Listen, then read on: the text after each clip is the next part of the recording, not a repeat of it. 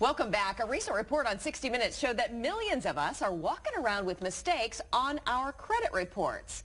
And maybe even if you don't have a mistake, you may be sitting at home thinking, yeah, well, I still don't have a very good credit score. So joining us now is credit expert Bo Thomas. He's with Certified Credit Experts in Lee Summit, here to help us clean up some of our mess. Thank you for coming in. Thanks. I'm astounded at how many millions of Americans, I think they said 40 million on 60 Minutes, absolutely, that have a problem, a mistake of some sort on our credit score and have no idea. No idea. Yeah, less than 20 million checked last year. So. Right. And even if you check, and even if you see a mistake, what do you do? Yeah. I mean, you're just staring at a number. Where do you begin? Yeah, that's one of the things I thought the report Sunday night did a good job. I think is commend 60 Minutes for doing it. It was awesome information of what out there. But consumers, even though when they look at the report, they don't know what really they're looking for. Whether they had an account, is it really truly accurate? And collection companies notoriously misreport, re-age, so you might have a collection with somebody, but is it really hurting you as much as it should? Okay, so how do we really look at this thing? Yeah, absolutely. I would go to annualcreditreport.com. That's the best place to get your report. You don't have to pay any money. A lot of these, as soon as you get in with the bureaus, they try to sell you things that you don't need. Right. They're making a lot of money off consumers, okay, and they shouldn't be. Okay, so check that, and how often?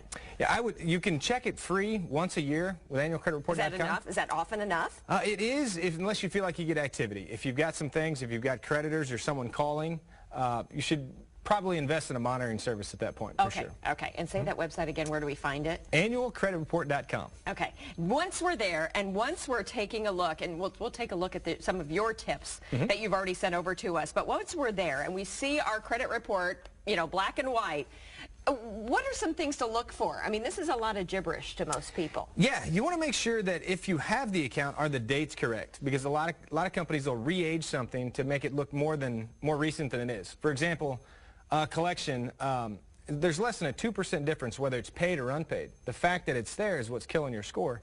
So the more recent the activity, the more impact it has. Collection companies know this. So they intentionally sometimes re-age the account to make it appear newer than it really is. Oh, isn't that interesting? Okay, so now you see a mistake. Then what do you do? Where do you begin? Yeah, challenge it. Absolutely challenge it. Challenge in writing? Yeah, you must do it in writing in order for the collection agency and the credit reporting agencies to comply with the law. If you do their convenient online, they don't have to be compliant. So. Oh, okay, the real old-fashioned way. Yeah, exactly. Do it in writing the way it should be. And you also say one of your tips is to pay down credit cards as close to zero. Now, I've heard varying opinions about this in the past. Yeah, the closer to zero you can get, the more benefits you're going to get. Credit scores are ascending as opposed to descending.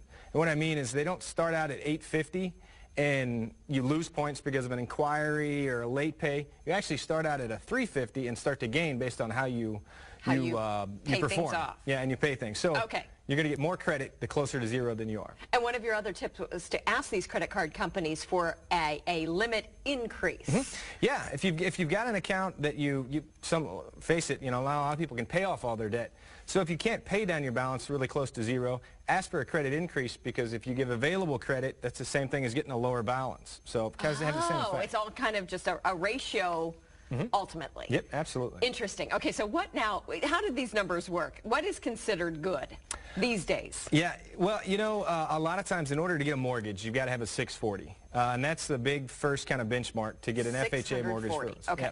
So if you get a 640, that's going to open up the doors to get some financing from a mortgage, auto loans, you're definitely there.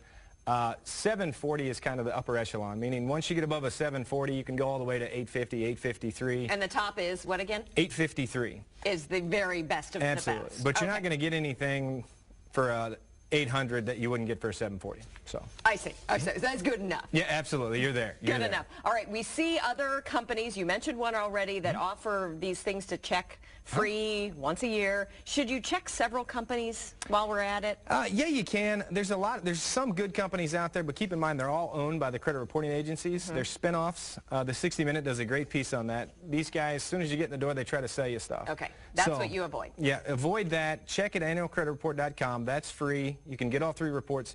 If you see a mistake, you can get all 3 from that one. I see what you're saying. I see what you're saying. Very good. And you say the best way to get yourself a quick 100 points is what?